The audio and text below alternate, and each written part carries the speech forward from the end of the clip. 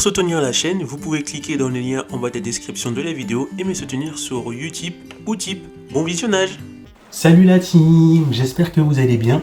Aujourd'hui on se retrouve pour une nouvelle vidéo dans la série Actualité High-Tech et aujourd'hui on va parler d'un sujet qui divise la France, le pass sanitaire. D'un côté les personnes vaccinées et de l'autre les personnes non vaccinées. Donc pourquoi je parle de ça dans la série Actualité High-Tech? C'est très simple. Le 13 juillet, une vague de recherche très particulière a commencé à fleurir sur Google avec certains mots-clés très précis comme faux pass sanitaire, faux vaccin, faux test PCR. Ça montre que de plus en plus de Français veulent se procurer ces attestations de manière illégale. Ce qui est quand même compréhensif puisqu'on sait que pour pouvoir vivre de manière normale et faire des activités de manière normale, il faut ces attestations. Donc moi, mon point de vue, je suis bien sûr contre le pass sanitaire, contre le fait d'obtenir ces choses de manière illégale, mais je peux comprendre que certaines personnes veulent se procurer ça pour vivre de manière normale.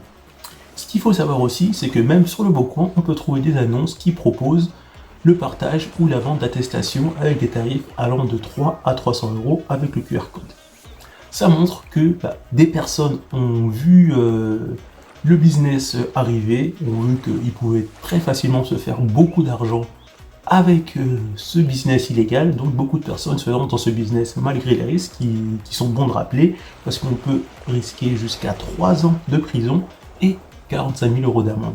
Et bien évidemment, c'est souvent les médecins ou des infirmières qui se lancent dans ce business, puisqu'ils peuvent très rapidement gagner beaucoup d'argent, même si ça reste illégal. Pour terminer, je vais parler de mon point de vue que je vais développer. Donc pour moi, je pense que normalement, toute personne doit être libre de choisir de se faire vacciner ou non, sans qu'on lui prive de choses essentielles comme pouvoir sortir, aller au cinéma, acheter des choses, etc.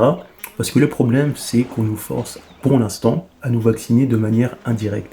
Après, peut-être que plus tard, ça va devenir obligatoire, mais on nous force à nous vacciner de manière indirecte. Alors qu'on a très peu de recul sur ce vaccin et on ne connaît pas malheureusement tous les effets secondaires, et c'est triste à dire. Et aussi, ça montre que j'ai l'impression que les gens ne se rendent pas compte de la valeur d'une vie. Ça veut dire que maintenant, pour pouvoir aller au cinéma, il faut risquer sa vie tout simplement. Pour pouvoir aller au cinéma, aller au parc d'attraction, il faut soit faire un test PCR, donc payer, parce qu'à partir d'octobre ça va être payant, ça va être une 50aine d'euros, ou bien se faire vacciner et risquer sa vie, parce que soit on le prend bien comme la majorité des cas, ou soit on prend des effets secondaires qui risquent pas la mort, ou soit on meurt parce que on a des effets secondaires graves en fonction de l'immunité et de la manière du corps, de la manière de comment réagit le corps. Donc moi je trouve vraiment ça dommage de risquer sa vie pour pouvoir faire des activités quotidiennes. Mais après, malheureusement c'est dans le monde qu'on vit actuellement. Moi je ne trouve pas ça normal qu'on met notre vie en jeu alors que la vie c'est la plus belle chose au monde, juste pour avoir une immunité, on va dire globale, ou à 80%. Donc moi je trouve pas ça normal de risquer sa vie pour pouvoir vivre de manière normale. Donc voilà, on arrive à la fin de cette vidéo, donc n'hésitez pas à me dire en commentaire ce que vous avez pensé de la vidéo, à vous abonner à la chaîne, à mettre un petit pouce bleu pour soutenir la chaîne, et surtout à me dire quel est votre ressenti par rapport à ça, et on se retrouve pour une prochaine vidéo dans la série Actualité High-Tech. A plus la team! Pour retrouver d'autres vidéos sur l'actualité high-tech, cliquez sur les barres du numérique, après vous êtes abonné bien sûr, rendez-vous dans l'onglet playlist et là cliquez sur la playlist Actualité High-Tech.